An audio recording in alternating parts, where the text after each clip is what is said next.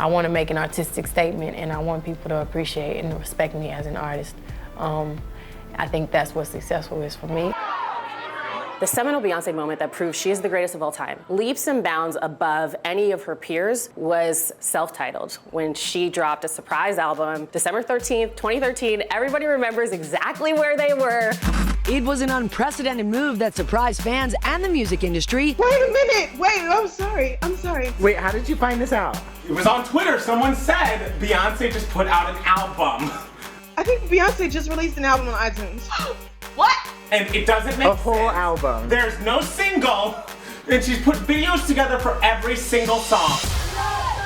And remember, at this point, she's the biggest pop star in the world. And somehow she was able to keep that locked down. Nobody knew. My phone started blowing up, and it was like the molecules in the air started changing. And I think that completely changed the music industry and completely changed our expectations of what an artist could do without the big marketing push. Beyonce's philosophy this time, no gimmicks, no middleman, all Queen Bee. Beyonce said, no, here you go, you're welcome. And we said thank you and just lost our minds. No promotion and no physical release. You couldn't go to any store to buy it. It was the first time an album, a full album, had been released with no hard copy, just in digital form. She sold the album exclusively on iTunes, where it set a new iTunes record, selling more than 1 million copies in just 5 days. It was the most major disruption in the music industry this century. That is not hyperbole. That was actually like a time when I would say that the music video as a form was kind of waning. For Beyonce, it was so important. Every part of her vision is represented exactly how she wants it to be represented. So what do you do when you drop a surprise album? You disrupt the entire industry, literally, like a century of music releasing. Well, your next album is a whole film. What are you hiding? Lovers as trees. And it's the most personal album and film of the last 25 years. It's educational. It's a masterpiece in all levels of artistry. The way she opened up the vault to see what was going on with her relationship with Jay-Z. But as a former host of Rap City, I'm like, was I shocked? I was shocked that she was letting us in. But it also was a turning point in how she embraced her blackness and embraced her story of being a black woman from the South in America. All of the ways that America treats black women and disrespects and oppresses them. She makes you feel, she makes you think, she makes you dance, she makes you feel validated, she makes you feel empowered. You are turning your pain into entertainment for us, opening it up to interpretation and conversation. And also that was the first album, I think, where she really showed her full scope of genre and genre mixing and different sounds. There's rock songs, there's country, there's things that are more like hip hop, New Orleans bounce. How do all these songs fit so well together? They fit well together because of Beyonce. Because I refuse to allow someone to put me in anybody's box.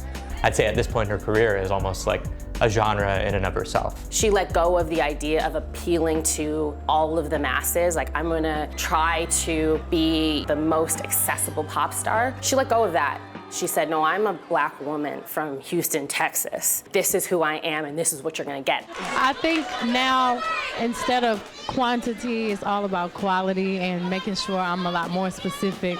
And I always try to top what I just did. And I never want to do the same thing twice.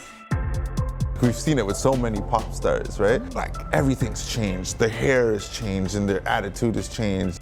Obviously, we got to know her from the R&B lens, but then she really went pop and dance, and we've seen country, and we're probably gonna get some rock. But she's been able to do it and still be Beyonce. When Beyonce dropped the Renaissance album, it was an explosion, especially in the Black queer community. Really talking about people and situations and movements that are not always acknowledged and spoken about and celebrated. Those were things that I can't tell you that I knew about before Renaissance, and she's doing it to educate, but she's also doing it to liberate. I see you, I hear you, validating your existence. in a way that only she could. Oh my gosh, she's so little. It's not one of those things where you can tell, hey, now she's targeting the gays or she's targeting the men. Like, she literally has always had this mass appeal. And I think it comes from an understanding and an awareness of who a man is to her and what this community is to her and what a black community is to her and what the world is at large. I spoke to Oprah Winfrey on the Butler jacket, and she said, you need to know where you've come from to know where you're going. And I think Beyonce is a perfect example of that. I think the fact that we can refer to Beyonce's work as curriculum is really beautiful in that she is giving us an education on the Black roots of music in general. Black women are at the foundation of every musical genre. Elvis took from Black women. Mick Jagger doesn't have his swagger without Tina Turner. Beyonce, I think, knows that. With Renaissance, she was giving us the history of house music and the Black history of house music. With Cowboy Carter, she was giving us the history of country music and Black women and Black artists. And I think it's so important because if Beyonce wasn't doing this, who would? The way that she was bringing back these genres and making you rethink, what you think you know about country music.